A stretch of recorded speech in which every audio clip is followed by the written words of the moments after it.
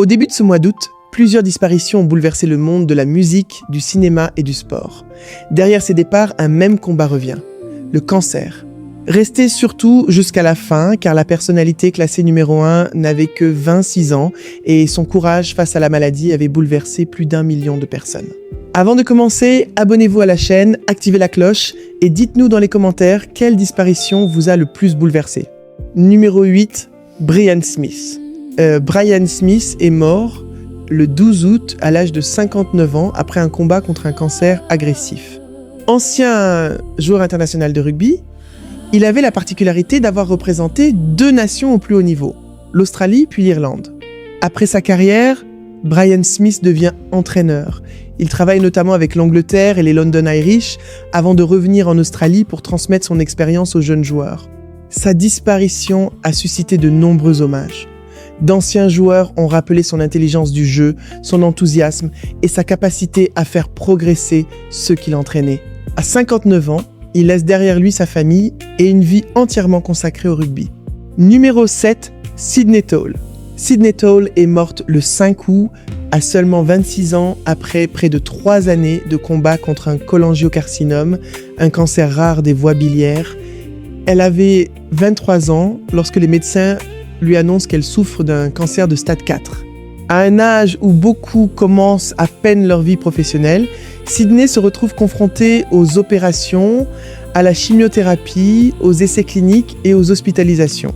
Au lieu de disparaître des réseaux sociaux, elle choisit de raconter son quotidien. Elle parle de ses traitements, de ses cicatrices et de ses peurs, mais aussi de ses voyages, de la mode et des moments heureux qu'elle refuse d'abandonner. Suivie par plus d'1 million de personnes, elle devient une voix importante pour de nombreux jeunes malades. Même lorsque son état se dégrade, elle continue à chercher de nouvelles possibilités de traitement. Numéro 6, Pradip Rawat. Pradip Rawat est mort le 4 août à l'âge de 74 ans après une rechute d'un cancer du sang. L'acteur indien était devenu célèbre grâce à ses rôles de personnages imposants et souvent inquiétants. Le public l'avait découvert à la télévision dans Mahabharat, où il incarnait Ashwatthama. Au cinéma, il apparaît ensuite dans de nombreux films en hindi, en telugu et en tamoul. Il joue notamment dans Lagan, Sarfarosh et surtout Ghajini, où son rôle de méchant le rend extrêmement populaire. Pradip Rawat avait déjà affronté la maladie plusieurs années auparavant et semblait avoir surmonté cette première épreuve. Mais le cancer est revenu quelques semaines avant sa mort. Hospitalisé pendant environ 1 mois, il voit son état se dégrader rapidement. Après plus de 4 décennies de carrière, sa disparition a provoqué de nombreux hommages dans le cinéma indien. Numéro 5, Brian Doerksen. Brian Doerksen est mort le 21 juillet, à l'âge de 60 ans des suites d'un cancer.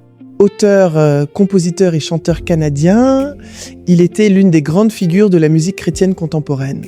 Originaire de Colombie-Britannique, il avait écrit des chansons reprises dans des communautés du monde entier.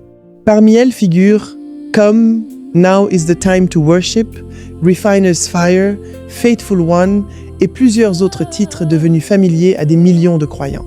Peu avant sa disparition, son cancer avait été rendu public. La nouvelle avait entraîné une vague de soutien et de prières. Il s'est finalement éteint à 60 ans, laissant son épouse, leurs enfants et un catalogue de chansons qui continuera d'être interprété bien après sa mort. Nous sommes arrivés à la moitié de cette vidéo. Si ces histoires vous touchent, laissez un like et partagez cette vidéo afin que le parcours et le courage de ces personnalités ne soient jamais oubliés. Numéro 4. Jennifer Finch. Jennifer Finch est morte le 18 juillet à l'âge de 59 ans après avoir combattu une forme agressive de cancer du cerveau. Bassiste de Lcept, elle avait participé à l'une des périodes les plus importantes du rock alternatif américain. Avec Lcept, elle contribue à un son puissant, brut et volontairement éloigné des codes traditionnels imposés au groupe féminin. Le morceau Pretend We're Dead devient l'un des titres emblématiques du groupe et contribue à installer Lcept parmi les formations incontournables des années 90. Quelques jours seulement avant sa mort, le groupe avait annoncé publiquement que Jennifer souffrait d'un cancer agressif du cerveau. Après plusieurs opérations et de graves complications, elle avait dû renoncer à participer à la tournée d'adieu de Lcept. Ses partenaires ont expliqué qu'elle souhaitait malgré tout que la tournée continue. Lors de l'annonce de sa disparition, elles ont rendu hommage à son énergie, son humour et sa créativité. Numéro 3, Freddie Cannon. Freddie Cannon est mort le 17 juillet à l'âge de 89 ans après un combat contre le cancer. Chanteur américain, il appartenait à la première grande génération du rock'n'roll. Son énergie lui avait valu le surnom de Freddie Boom Boom Cannon. À la fin des années 50 et au début des années 60, il enchaîne plusieurs succès qui deviennent des classiques. Parmi ses chansons les plus connues figurent Tallahassee Lassie, Way Down Yonder in New Orleans et surtout Palisade Park. Sa voix puissante et sa manière explosive de se produire sur scène en font rapidement une figure populaire. Il continue ensuite à chanter devant un public fidèle et s'éteint dans un établissement de soins palliatifs en Californie. Sa disparition marque le départ d'un artiste qui avait connu de près les premières années d'une révolution musicale appelée à transformer la culture populaire mondiale. Numéro 2, Scott Bryce. Scott Bryce est mort le 12 juillet à l'âge de 68 ans après un combat contre un cancer de l'œsophage et de l'estomac. Pour les amateurs de feuilletons américains, son visage restera surtout associé à Craig Montgomery dans As the World Turns. Il fut le premier acteur à interpréter ce personnage, qu'il reprend à différentes périodes pendant plus d'une décennie. Ce rôle lui apporte plusieurs nominations aux Daytime Emmy Awards et fait de lui un visage familier de la télévision américaine. Scott Bryce avait également travaillé au théâtre, au cinéma et dans de nombreuses séries. La maladie évolue de manière agressive. Malgré les traitements, son état se détériore et il meurt à l'hôpital, entouré de ses proches. Son fils rend ensuite hommage à un père passionné, drôle et profondément attaché à sa famille. Numéro 1, le roi Irvin. Le roi Irvin est mort le 1er juillet, à l'âge de 68 ans, des suites d'un cancer de la gorge. Ancien joueur de football américain, il avait surtout marqué la NFL sous les couleurs des Los Angeles Rams. Cornerback rapide et spectaculaire, il devient l'un des meilleurs spécialistes de sa position durant les années 80. Il est sélectionné à 2 reprises au Pro Bowl et se fait également remarquer comme retourneur de punt. Le cancer de la gorge finit pourtant par l'emporter.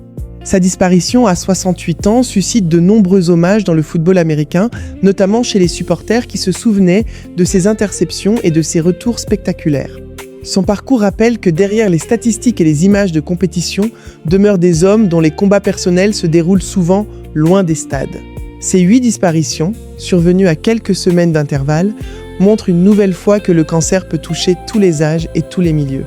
Mais elle rappelle aussi que les œuvres, les performances et les messages laissés derrière eux peuvent continuer à vivre encore longtemps après leur départ. Merci d'avoir regardé cette vidéo. Abonnez-vous, activez la cloche et dites-nous en commentaire quelle disparition vous a le plus bouleversé.